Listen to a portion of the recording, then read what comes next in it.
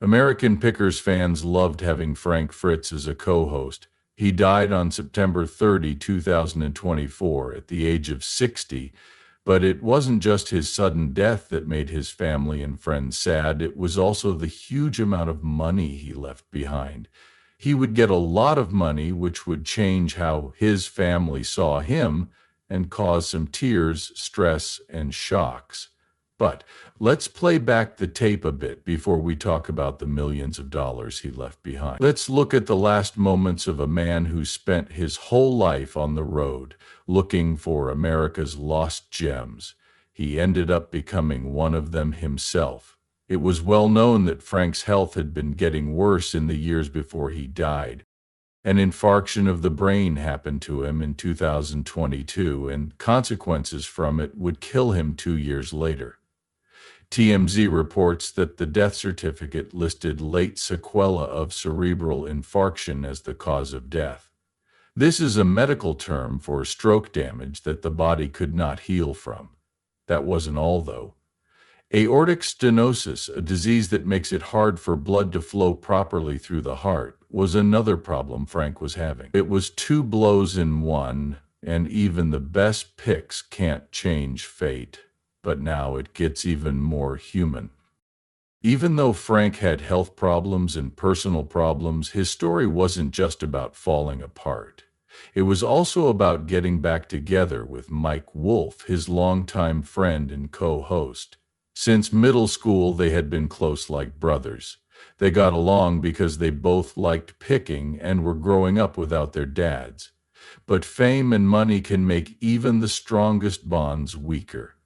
By 2021, things were very bad between them. Frank wasn't afraid to air his dirty clothes in an interview with The Sun. He said Mike was making American Pickers into a one-man show and compared them to Aerosmith with Steven Tyler and the rest of the band. The whole show is skewed toward him, Frank said. It's like you've got Aerosmith and there's Steven Tyler. I found my spot. I'm second and he's number one on the show. Bad. But now comes the surprise. After Frank's stroke in 2022, they started to get back together as friends. They talked again in 2023, and Mike wasn't going to let his friend go without making things right. Mike told People, I got the call that he wasn't doing well. He said, I just feel blessed that I was able to get there. Mike talked about those last moments in a way that could make even the toughest hearts melt. I was there for about an hour before he passed, and I was holding his hand and rubbing his chest. When he took his last breath, I took my fingers and closed his eyes. Take that in for a moment. There was a quiet, personal way for two men who had traveled together more miles than most married couples to say goodbye. Their friendship had been tried by fame, money, and their own inner demons. Frank heard Mike say he loved him. He was no longer angry. When Frank was having a hard time, Mike said in a whisper, just go find your mom. Go find her right now. At that moment, it wasn't about old things, TV numbers, or small fights. Two friends were able to find peace before the final bow. Frank Fritz didn't just have a touching story, though. He also made a hobby he had as a child into a multi-million-dollar business. Frank was born in Davenport, Iowa, and he had always liked to gather things. He liked rocks, beer cans, everything. He spent 25 years as a fire inspector checking fire safety equipment. But it wasn't until then that he learned he could make a living trying to find rare things. Frank had already been picking for a long time by the time American Pickers started on the History Channel in 2010. Frank drove all over the country with Mike Wolfe and Danielle Colby to find riches hidden in barns, garages, and junkyards. People loved the thrill of finding and the nostalgia of forgotten Americana. So the show became a big hit very quickly. American Pickers had 300 shows over 22 seasons. It wasn't just about antiques. it was also about Frank's sharp eye and contagious passion. He became famous for being able to see value in things that other people would have thought were junk. And it wasn't just the TV show that made him rich. Frank wrote two books, How to Pick Vintage Motorcycles in 2013 and The American Picker's Guide to Picking in 2011. They were huge hits that solidified his status as an expert in the field of antiques. Frank Fritz Finds is his old store in Savannah, Illinois. Don't forget about it. Fans and collectors came from all over the world to support this business. When he died, Frank was thought to have been worth a cool $6 million. Yes, the man who used to look through junkyards for old bikes and rusty signs had made so much money that many people in the entertainment business could only dream of it. The real question is, what does all that money do? There are bound to be tears in the family when someone leaves behind that much money. Not just tears of grief, but tears of the weight of what was left behind. Frank's death didn't just leave his family and friends with a hole in their hearts. It also left them with money that would change their lives forever. But not every cry is the same. Some of the tears were tears of thanks. Frank was known for being kind, and those who knew him best knew that he had taken care of them in his last days. But there were also tears of sorrow for chances lost to make up and words not said. After that, there were, of course, the tears of stress. Every family can fight with each other when millions of dollars are on the line. What did Frank's will say, though? Who was going to get his multi-million-dollar estate? Was it family, friends, or even someone you didn't expect? Frank was smart and put his will in the court on October 23, 2023, a year before he died. After his stroke in 2022, his health had been slowly getting worse, but no one thought things would get so much worse so quickly. But Frank didn't like to take chances, especially when it came to his money. The U.S. Sun said that Midwest One Bank, which had been named his conservator after the stroke, was also named the executor of his assets. The will itself closed up. Whatever secrets were inside were kept safe.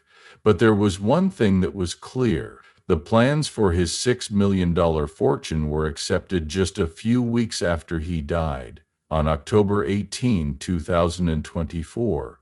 Let's go back to the times before that, though. A crippling stroke happened to Frank in July 2022 at his home in Iowa. It was more than just a health scare. It was a turning point in his life that put other people in charge of it. Because he couldn't make good decisions, he couldn't take care of his basic needs like food, housing, and medical care. Not long after, Frank's family and friends filed for conservatorship and guardianship, which put him in a legal structure where other people would handle his personal and business matters. Midwest One Bank took care of his money, and his longtime friend Chris Davis became his guardian and supervised everything, from his physical therapy sessions to his treatment for Crohn's disease. What about his most prized possessions? He had a huge collection of antiques, old motorcycles, and memorabilia that filled outbuildings on his land like an Americana museum.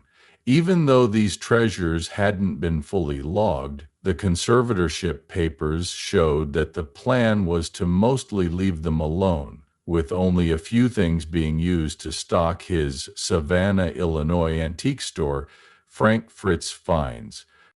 What about his family, though?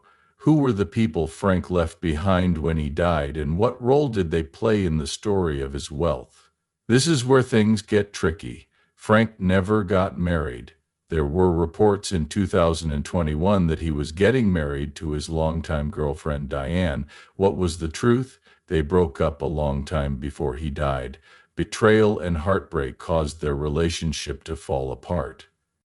Friend who was honest about Frank's last months.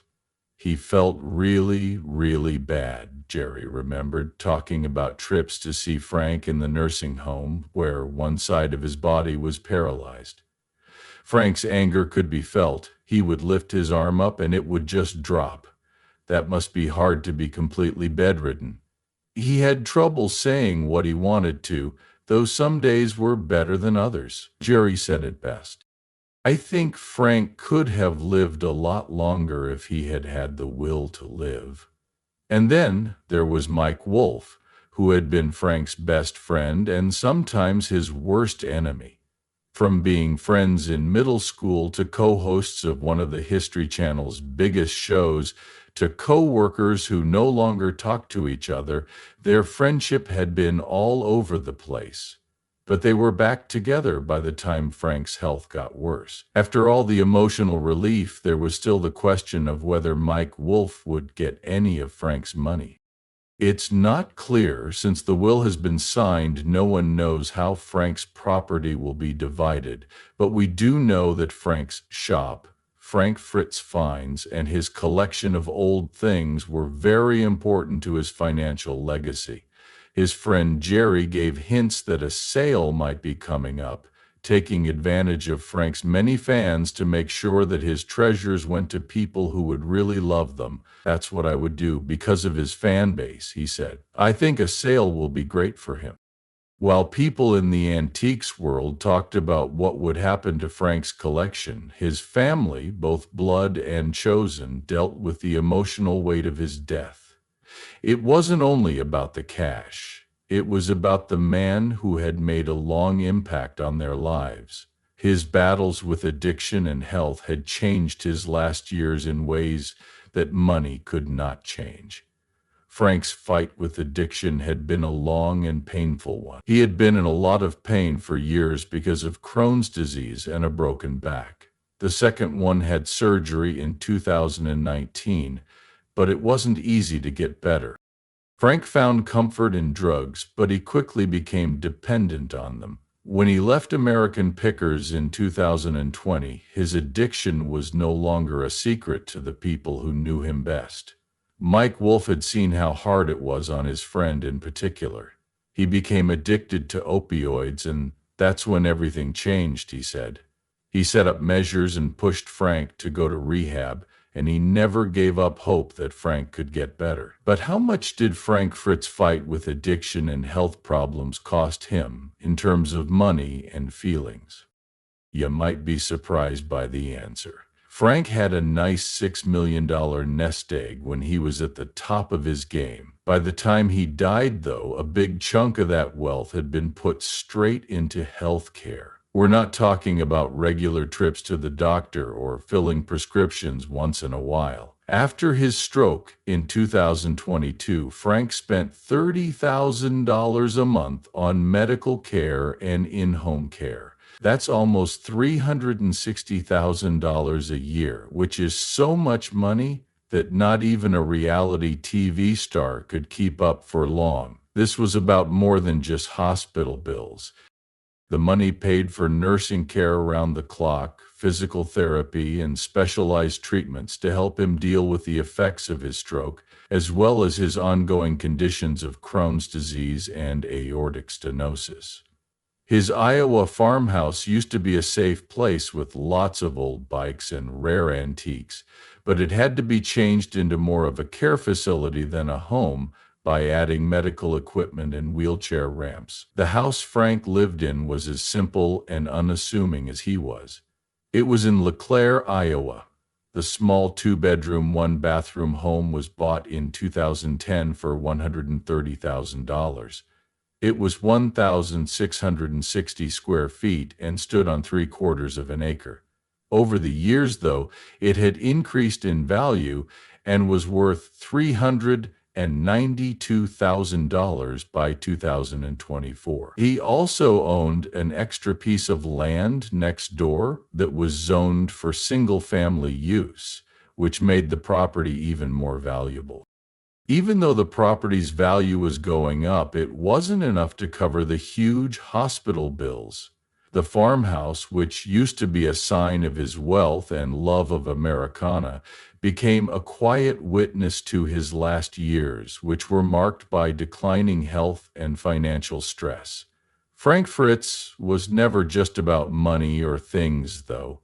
His real legacy is the lives he changed and the fire he lit in millions of fans. American Pickers was more than just a TV show. It became a societal phenomenon. Frank's good taste in old things and friendly personality made lost relics into valuable artifacts. He helped us see the value in things we would have otherwise ignored, like old toys, rusted gas station signs, and bikes that were just sitting in a barn gathering dust. Frank thought that everything had a story, and every story was interesting. It wasn't just the old things either. The story of Frank's trip touched people because he was real. He wasn't polished or practiced. He was just the guy next door who had a funny, humble heart and a knack for finding secret gems. He was open about his fight with Crohn's disease, and fans saw parts of their own health struggles in his story. He dealt with addiction and loss, which shows that even the most admired people can have hard times. Frank kept making an impact on the antiques world through his shop, Frank Fritz Finds, in Savannah, Illinois, after he left American Pickers in 2020. Even though Frank's health was getting worse, the shop stayed a gathering place for fans and collectors alike. The treasures Frank had found over the years carried his spirit into the store, and that memory lives on, even though he is dead. He loved collecting things, and plans are being made to sell off some of them. This will honor his lifelong hobby and help his estate recover some of the money it spent on his medical bills. People who liked Frank will be able to own a piece of his history. This will turn his life's work into treasured keepsakes that will be passed down from generation. Frank Fritz leaves behind more than just antiques and TV fame. He also leaves behind something much more valuable, a reminder that life is about the trip, not just the destination. He taught us that how much you love your job is just as important as how much money you make. Even though he had problems, he taught us to be strong, to be humble, and to never give up, no matter how hard things get. Frank said, "Life is what you put into it. If you don't put much into it, you don't get a lot out of it." He gave everything he had to his job, his friends, and the things he loved. His wealth may have gone down because of medical bills, but his effect is still priceless. The treasures he found, the people he inspired, and the many stories he left behind will always remember him. Things may have been rough on the road, but Frank wrote it with heart, fun, and a spirit that will never break.